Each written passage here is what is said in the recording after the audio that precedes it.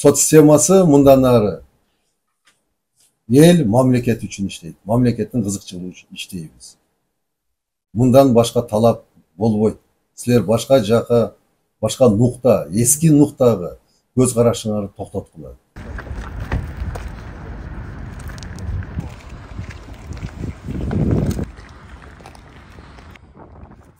Жогорку соттун төрагасы Медирбек Сатыев расмий иш сапары менен Ысык Көл областына барды.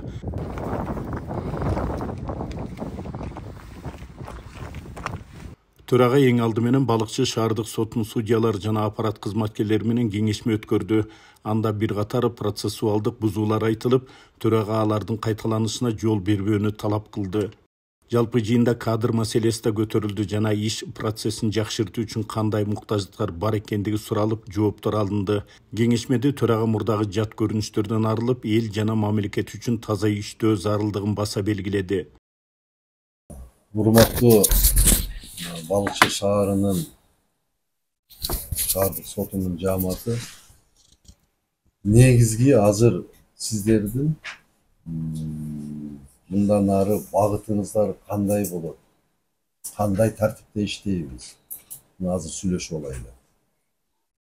Азыр коомчулукта элдин сотко болгон көз карашын өзүңүздөр угуп атасыздар, салкын көз карашты. Сотко бул жерге өзүңөр билесиңер жыргаганы бирөө келбейт. Бул жерге өзүнүн көйгөйү, түйшүгүн чечкени, ушу адилеттүүлүк болсо экен, адилеттүүлүк чечилсе экен деп ушу үмүттөнүп келет ар бир жаран. Ошондо биз ар бир жаранга өзүнчө жакшы мамиле менен косуп алып, адилеттүү чечим менен узатышыбыз керек. Сот системасы мындан ары ел мамлекет үчүн иштейт. Мамлекеттин кызыкчылыгы үчүн иштейбиз. Мындан башка талап болбойт. Силер башка жака, башка нукта, эски нуктагы көз карашыңарды токтоткула. Мына идеологияңарды өзгөрткүлө. Бул жерге сотко келип байыйын деген оюңар болбосун. Бул жерге элге, мамлекетке кызмат кылабыз. Адилеттүүлүктү сактайбыз дегендер келип отуруп иштегиле. Андай өзүңөргө алыңар жетпейби? Колуңар туткакпы? Өзүңөргө ишене албайсыңарбы? Урук тууганыңарды, бала чакаңарды ызылдатпай, азыртан арызыңарды жазып кеткиле. Сүйлөштүкпү? Дагы кимде бул жерде кошумча толуктооңуздар бар, сунушуңуздар бар, кандай көйгөйү бар, социалдык маселеңиздерди карайлы. Бардык социалдык маселеңиздерди чечкенге болгон күчүбүздү жумшайбыз. Бирок сиздер милдетиңиздерди, өзүңүздөрдүн көрсөткөн милдетиңиздерди так аткарыңыздар. Жат көрүнүштөр болбосун. Жолугушуудан кийин төрага Медирбек Сатыев кызматкерлердин иштөө шарттары жана сот залдарынын абалы менен таанышты.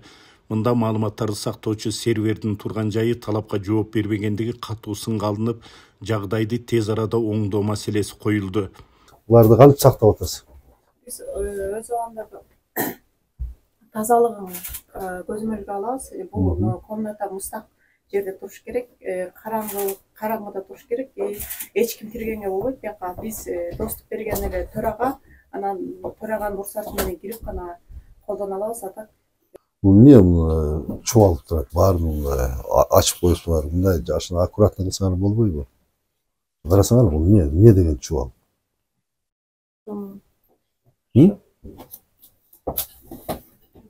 Ушудан көңүл бургула да, бул эмне деген көрүнүш? Мунун кандай эмеси, безопасность барбы мунда? бар, киргенге болбойт. Жок, киргенге болбойт. Значит, она должна быть безопасна. Да. Дуал туруш керек беле? Же терезе. Бул эмне? Айтып берсең. Сервердик жактылары. Серверде эмне болот?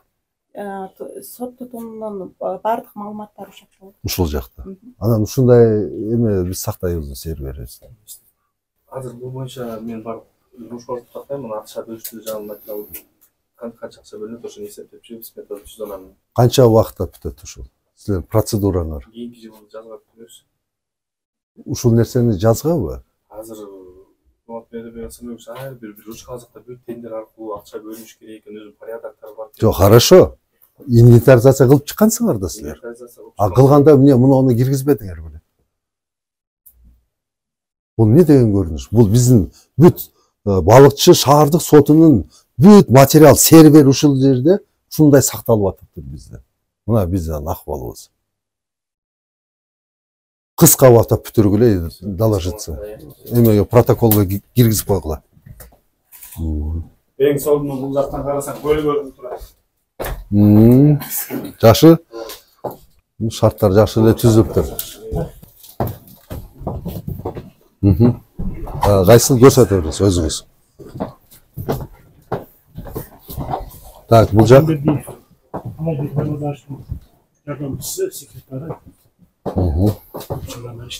Канча жылдан бери иштейсиз? Залы для криминалистов. Залы, да?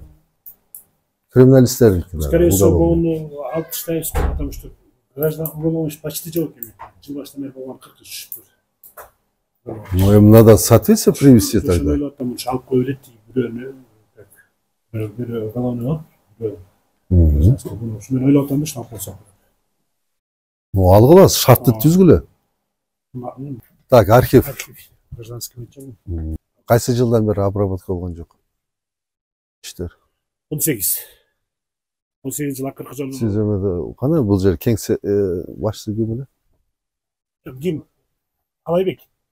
Акыл начальник качан чыгып койчу. Биякта кайсы жылдан архив обработка болду? 2021 болгон.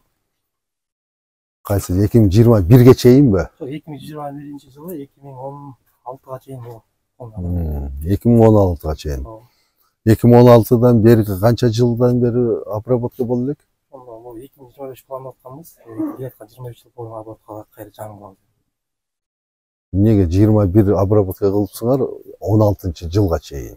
Анын улап атыңар. Себеби? Бул 25ке пландап калдык ошол. Азыр ошол пландап ошону кылып атканбыз. Жок, силер 21 кылып атпайсыңарбы? 21 болуп турат. 21 кылып туруп, мына 16-жылга чейин. Эми силер 25-жылы эми пландайсыңар калганын обработкага. Эми кылып атканбыз да. Көрдүңүзбү? Канча убакыттан бери? Канча 3-4 жыл болуп кетти. Бир обработка 16-жылга чейин кылышыптыр дагы, анан кийин уктап калышыптыр булар. Мен жактын архив келип кеткен. Мамлекет архивден келип акрашы ушуга келдер го. Бир кылышыптыр 21, анан кийин эми кылышат экен мынакей. Бул күнөө өзүбүздөнбү? Ушуларды булантып баарын топтоп жатабыз. Убагында кылгыла. Канча убакытта бүтүрөсүңөр? Обработканы? Бул биякта. Канча убакытта бүтүрөсүңөр? Жакында бүтүрөбүз. Канча жакын убакыт кайсы? 1 жыл болуп кетиши мүмкүн, жакынкы убагыңар 1 айбы, 2 айбы? Анткени Госархивден кече жакында эле келген. Атайын катчасы өздөрү. Даже бул кишилер Кыска 6 айга чейин бүтүргүлө уже. Мына быйылкы жылга чейин бүтүргүлө. Эми өзү мөөнөтүнө келгенге.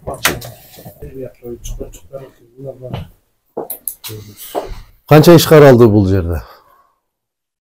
Бул жерде жанагы сотко келгендерчи, балдар менен келгендер. Алар бүтүлө. Талап бар эмеспиз ушуларга. Жок, мисалы отобрение ребенка деген бар. Аларды карап атасыңар, ушундай ушу комнада же процесске алып кирип болот. Процесстен карайбыз. Бул жерде сколько жак чеке власти менен, эмчеге балдар менен келгендер бар эмеспи? Доогендер, жоопкерлер, тараптар. Алар жөн эле келип күткөнгө комната ожидания эле кылып койдуңар. Так. Бөлмө эмнеге ачылат? Ошол эмнеге ачылат? Балдардын процесс кичинекей жаш этер балдарга процесс өтүшүн. Процесс өтүү үчүнбү? Процессор өтпөйт. Залга алып кирип атсыңар. Күтөп берет. Бу жерде комната ожидания эмес да. Именно ошо баланын психикасы ошол жакта бузулбасын деп, мына ушул жерде караш керек. Мына оюнчук шарт түздүңөрбү? Вот ошол үчүн түзүлөт да, мына детская комната. Вот для чего создается, Маргарита Павловна? Чтобы ребенку, да, не было психологического воздействия. Вот для этого дела здесь надо рассматривать с участием ребенка. Ну, караш керек да. Бардыгын залдарда карап атсаңар анан, конечно. Ар бир кызматкер менен иштөө жайында баарлашкан төрага алардан жарандарды кабыл алууда этиканы сактап, сылык мамиле жасоону талап кылды. белорус сумканы ачып карайбыз, жана эме опасный кишиси бар жокпу деп. Ошо менен анан кокустун карап турган кийдебиз. Бул жер силерге бөлүнгөн кабинет. Бул сот приставдар бизге отуруyor. Канча пристав бар? Бизде штат боюнча 6 Алтоңор ушул кабинетте отурасыңар. Жок, 4-өбүз бир күндө чыгабыз. Экиден бир суточный наряд, анан старший менен. Мындан тышкары имараттын сыртындагы жагдайда көңүл жылытарлык эместиги, жарандар үчүн эң жөнөкөй шарттардын уюштурулбагандыгы ачыкталып, аларды тез арада жоюу талабы коюлду. Мындай тегиз этип, мына короону мына кылсаңар болбойбу? Калабыз буюрса. Качан? Ойдо бар. Бул жерде асфальтта болобу болбойбу? Эмне тоскоол болот? Сиздин личный поручениңиз катары эмеге белги алып эметели, иш-чара алып барабызбы? Бир иште эле жүрүп атпыр да, мен келип кеткен бойдон эле мына жатат дагы. Элге кандай шарт түздүңөр? Мына келди эл. Процесс болуп күтүп турат. Кандай шарт болот? Кайерде ушул жерде мына тике туруп отуруп турушабы ушул жерде бардыгы? Эмне шарт бар? Бул боюнча азыр шарты жок экен, бирок иш-чараларды алып барайлы, шарт түзөлүп. Сиздин поручениңизди кабыл алабыз. Обязательно айткандай кылышыңар керек. Кана элге шарт ушул. Кана түзбөйсүздөр. Мына сиз августтан бери эмне кылдыңыз?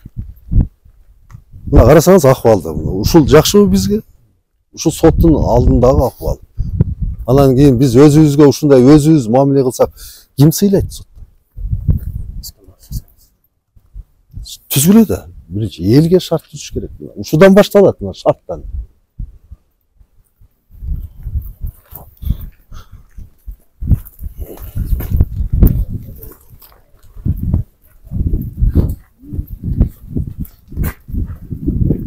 Жакшы, мына ол жер стоянкаларды кылып, ушинтип жүрүп, конечно, мен мына сот департаментинин башчысы болгондо ушулардын баарын айткам.